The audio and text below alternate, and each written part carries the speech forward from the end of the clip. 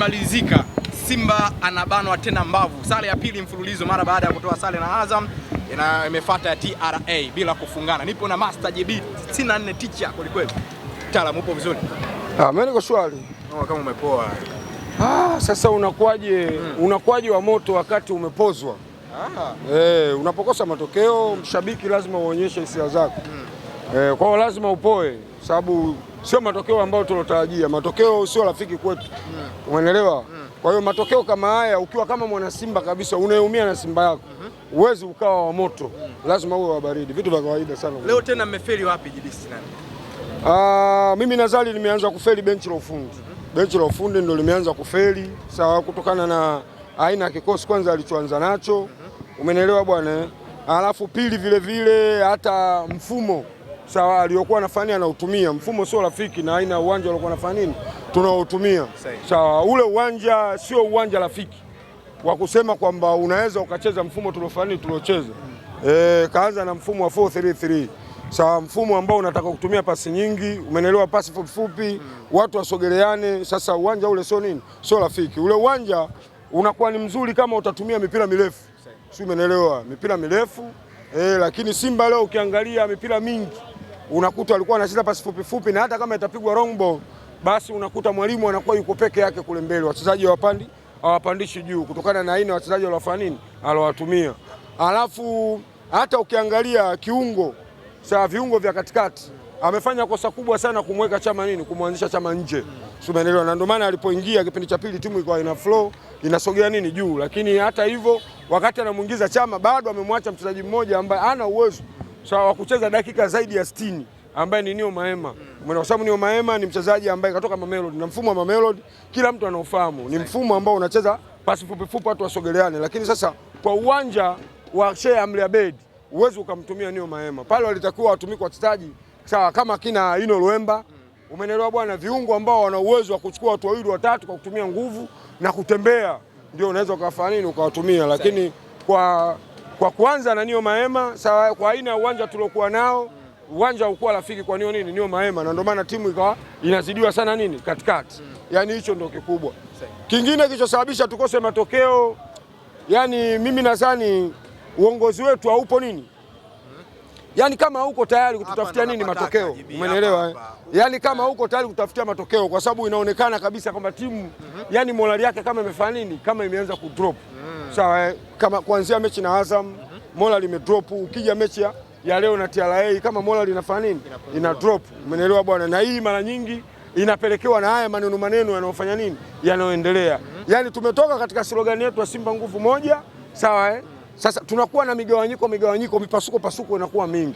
Sasa siku zote miruzi ikiwa mingi huwa mara nyingi mbwa anakuwa anafanya anapotea. Shida ndio inakuwa iko hapo kwenye viongozi, pengine viongozi wa Simba. Sifa ya timu kubwa sawa, iamke vizuri, isiamke vizuri, inatakiwa ipate point 3. Hiyo ndio sifa ya timu kubwa. Regardless umecheza mpira on the pitch, umecheza out of the pitch, kinachotakiwa watu wapambane tupate point 3. Ina maana ili uwe na timu bora lazima uwe na vitu vinne. Lazima uwe na utawala bora, good leadership. Lazima uwe na benchi la ufundi bora. Lazima uwe na na kikosi bora, na lazima uwe na mashabiki bora. Lakini sasa ukija katika hivi vitu viwili ndio vinaleta shida ndani ya Simba. Yaani utawala wetu unaonekana kama umepasuka. Simba? Utawala kama umepasuka. Sasa ukipasuka utawala, matokeo yake hata mashabiki nao wanafanya wanapasuka. Kwa hiyo tunatoka katika slogan yetu ya Simba nguvu moja. Na mechi za away huwa mara nyingi zinahitaji mikakati. Sio, unaelewa? Kama mkikosa mikakati kupata matokeo inakuwa inakuwa ngumu. Yaani shida inakuwa iko hapo. Kwa hiyo ukikosa utawala bora basi matokeo yake lazima utaenda kwenye utaenda kwenye shida, kwa sababu ukikosa utawala bora uwezi ukawa na timu iliyokuwa bora. Umeelewa? Kwa sababu utawala ukipasuka mara mbili lazima wachezaji watapasuka mara mbili. Ukipasuka mara tatu lazima wachezaji watapasuka mara tatu. Mashabiki nao hivyo, benchi la ufundi hivyo. Kwa hiyo each and everything wanafuata utawala unaendaje. Utawala ukiimba nyimbo moja basi moja kwa moja watakuwa wanafanya wote tunaimba nyimbo moja. Kwa hiyo dancing inakuwa inafana. Unaelewa? Maneno anasema vile Simba ni kama kuna wachezaji wa Beirut na wachezaji wa Mo, wengine wachezaji wa Mangugu. Hii pengine inafanya Simba kutokuwa bora kama tulivyozoea. Siwezi nikathibitisha hilo. Sawa, siwezi nikalithibitisha hilo kwa sababu wachezaji wote wamesajiliwa, hata kama kasajili nani, lakini wanakuwa kwa niaba ya Kwa niaba ya Simba. Kikubwa ni jinsi gani tu wale wachezaji unaweza ukafanya nini, ukakooperate pamoja, ukacoordinate nini pamoja, ili watengeneze kitu hichi, kitu kimoja, kwa sababu together is one, si umeelewa? Lakini sasa kukiwa na hizi slogan za ajabu, huyu anakuambia mchezaji huyu kaletwa na fulani, huyu anakuambia huyu hajaletwa na fulani, ile ndio inaoleta nini, inaoleta shida, inaoleta nini, mipasuko ndani ya nini, ndani ya timu, kwa sababu hata wachezaji wenyewe. Na ndio maana mimi kuna kauli huwa naitoaga sana kipindi cha usajili. Sawa, kulea mimba sio kazi, kazi ni kufanya nini? Kumtunza mtoto. Si umeelewa? Au kuoa sio kazi, kazi ni kumtunza mke. Ndicho kinachotokea ndani ya nini, ndani ya Simba. Leo tumemwoa Soa. Si umeelewa? Soa yuko wapi mpaka sasa hivi? Lakini hakuna neno lolote lililotoka kwa kiongozi. Yaani mwenyekiti wetu wa bodi akatuambia Soa ana shida 1 2 3 au tatizo la Soa limeenda 1 2 3. Unafanya kusikia leo kwa mfano kaposti Miki Jeyala. Ndio anaposti kwamba ndoa ya Simba na Soa inafanya nini? Inaelekea kuvunjika. Na yule bwana huwa akiposti kitu akiendaje wapi? Akidondokaje chini. Si umeelewa? Hii inathibitisha Simba hakuna viongozi smart. Yaani hujanielewa? Sawa unaposajili mchezaji, tafsiri yake lazima ujue jinsi gani ya kufanya nini ya kumtunza. Sawa, kwa sababu wachezaji, kila mchezaji ana akili yake. Si umeelewa? Na watu wenye talent huwa mara nyingi wanakuwa ni watu wa matatizo.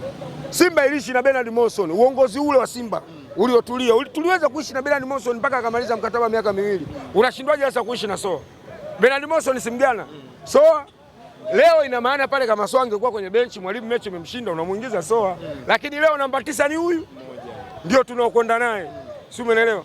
Lakini tuna mchezaji ambaye ameshamaliza mamilioni ya pesa, anakula mshahara wa Simba bure. Haeleweki yuko wapi mpaka sasa hivi. Lakini uongozi unakuja kuzungumzia vitu vingine ambavyo havina manufaa yoyote katika kusababisha timu ipate matokeo. Si umeelewa? Vitu ambavyo yani na maana kwa kifupi uongozi wetu uko kwa ajili ya kuangalia nini? Maslahi ya Simba, sio kuangalia furaha za nini za mashabiki wa Simba. Rudia hii kauli yako kwamba wapo kwa ajili ya kuangalia maslahi ya Simba na ndio maana wako makini sana kwenye mikataba.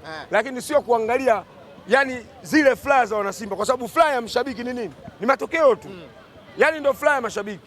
Shabiki hahitaji pesa, shabiki hahitaji sijui mkataba wa milioni 200, hapana. Shabiki anachohitaji yeye ni nini? Ni matokeo ya pointi 3. Kwa hiyo sisi viongozi wetu wapo kwenye kusimamia maslahi ya Simba, lakini kuangalia kwamba mashabiki wanapata matokeo ya aina gani kutoka kwenye timu yao inakuwa ni ngumu. Kwa staili unaiona dalili ya Simba kutoa ubingwa msimu huu? Kwa staili tunaenda nao itakuwa ngumu kwa sababu tayari gap lishaongezeka sasa hivi ni pointi ngapi? Pointi 5. Si umeelewa? Ni pointi 5 na wenzetu wana mikakati. Yaani Yanga iwe mbovu iwe nzima itaenda itapata nini? Itapata matokeo. Si umeelewa? Mikakati mnaikuza. Kwa mfano angalia mechi ya jana. Pamba iliocheza na Yanga jana sio Pamba iliocheza na Simba. Ina maana kuna mikakati wenzetu wanayo. Wanaitumia lakini sisi kwetu umeelewa? Ni ngumu kwa staili. Ubingwa unakuwa mgumu kwa staili, ubingwa atachukua sana Yanga. Kama uongozi hautatulia. Sawa? Yaani timu iendelee hivi inavyoendelea. Kuchukua ubingwa ni ngumu. Pointi 5 sasa hivi. Unachukuaje? Maana yake kuchukua ubingwa lazima ukae on top of. Si umeelewa? Lakini kama wewe mwenzio anadondosha pointi, Yanga alidondosha pointi mpaka ikabakia 1. Sasa hivi zimerudi tena 5. Sasa ina maana tafsiri yake hapo. Viongozi wetu hawaumii kuhusu hili swala. Viongozi hawaumii. Yaani kuhusu swala kukosa ubingwa viongozi hawaumii.